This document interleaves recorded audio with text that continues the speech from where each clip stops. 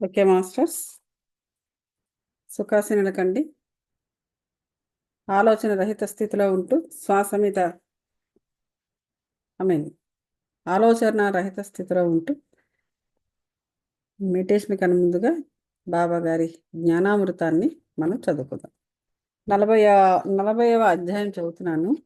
అందులో సగం మనం ఆల్రెడీ చెప్పుకున్నాము. మిగతా సగం ఏంటంటే హేమట్ పంత్ ఇంట హోలీ పండుగ భోజనం ఏమిటో చూద్దాం. అక్కడ ఏం జరిగింది చూద్దాం.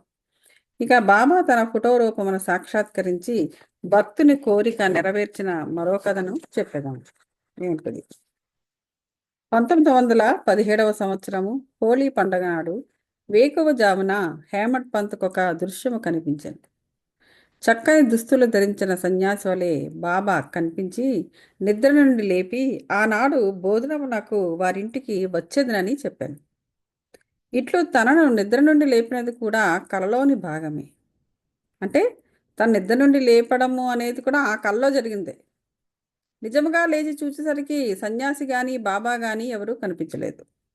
స్వప్నమును బాగుగా గుర్తుకు తెచ్చుకొనగా సన్యాసి చెప్పిన ప్రతి మాట జ్ఞాపకమునకు వచ్చెను. బాబా గారి సహవాసము 7 సంవత్సరముల నుండి ఉన్నప్పటికీ, బాబా ధ్యానము నెల్లప్పుడూ చేయుచున్నప్పటికీ, బాబా తన ఇంటికి వచ్చి భోజనము చేయునని అతడు అనుకోనలేదు. అంటే హేమట్ పంత్ ఈయన ఈయన కదా ఆదరు ఈ బుక్ రాస్తున్నది. సో బాబా గారు స్వప్నంలో గుర్తు తెచ్చేంత వరకు కూడా అంటే బాబా గారితో సహవాసం ఈయనకి 7 సంవత్సరాల నుండి. ఆయన ఎప్పుడూ కూడా బాబాని ధ్యానముని ఎల్లప్పుడూ చేస్తూ ఉండేవాడు. కానీ ఇంటికి పిలిచాలి, భోజనము పెట్టాలి ఇట్లా అనుకోలేదట హేమట్ పంత్. బాబా మాటలకు మిగుల సంతసించి తన భార్య వద్దకు పోయి, ఒక సన్యాసి భోజనమునకు వచ్చును కావున కొంచెము బియ్యము ఎక్కువ పోయవలనని చెప్పాను. అది హోళీ పండుగ దినము. వచ్చేవారెవరని, ఎక్కడి నుండి వచ్చుచున్నారని ఆమె అడిగిన.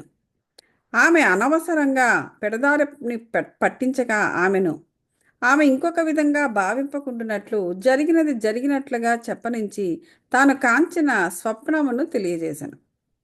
షిరిడీలో మంచి మంచి పిండి వంటలను విడిచి బాబా తన వంటి వారిని ఇంటికి బాంద్రాకు వచ్చునా అని ఆమెకి సంశయం కలిగింది. ఆయన ఎలాగో షిరిడీలో ఉన్నారు, ఆయనకు భక్తులు ఎన్నో రకరకాల పిండి వంటలు తీసుకుని వెళ్తుంటారు.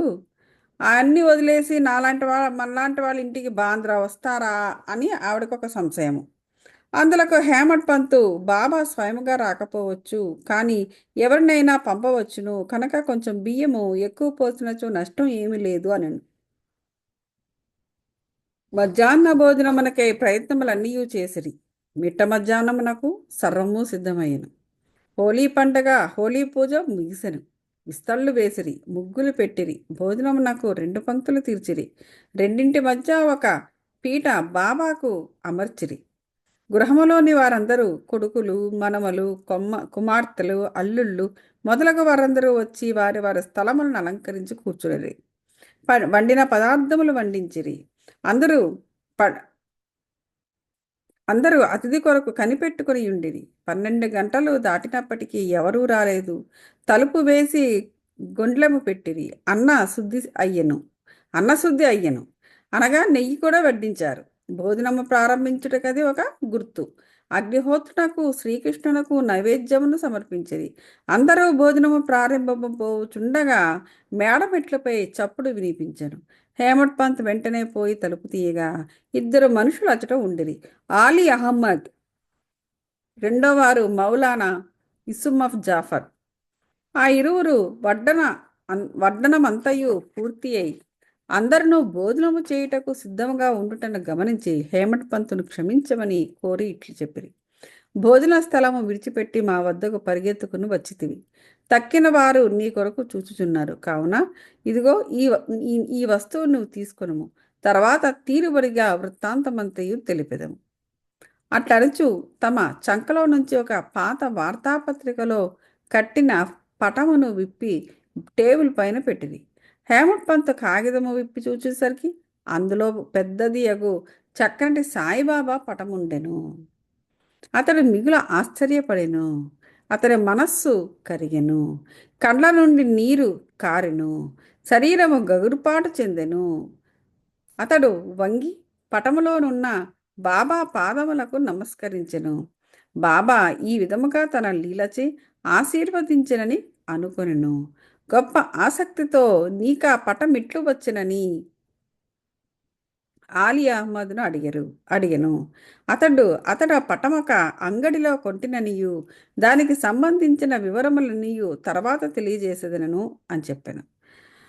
తక్కిన వారు భోజనమునకు కనిపెట్టుకుని ఉండుటచే త్వరగా పొమ్మని అనెను. హేమట్ పంతు వారికి అభినందనలు తెలిపి భోజనశాలలోకి పోయెను. ఆ పటము బాబా కొరకు వేసిన పీటపై పెట్టి వండిన పదార్థములని వడ్డించి నైవేద్యము పెట్టిన చోట అందరూ భుజించి సకాలమున పూర్తి చేసిరి. పటములోనున్న బాబా యొక్క చక్కని రూపును చూసి అందరూ అమితానందభరితులేరి. ఇదంతయు ఎట్లు జరిగిన ఆశ్చర్యపడిరి.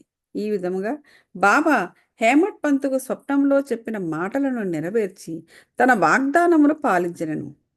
ఆ ఫోటో వివరములు అనగా అనగా అది ఆలీ అహ్మద్ కెట్లు దొరికెను, అతడెందుకు తెప్పించెను, దాన్ని హేమట్ పంతుకు ఎందుకు ఇచ్చెను అని అనునవి వచ్చే అధ్యాయంలో చెప్పుకుందుము. ఓం నమో శ్రీ సాయినాథాయ. శాంతి శాంతి శాంతి. Thank you so much. ఇది 40వ అధ్యాయం కూడా పూర్తయింది. ఓకే, ఇప్పుడు మనము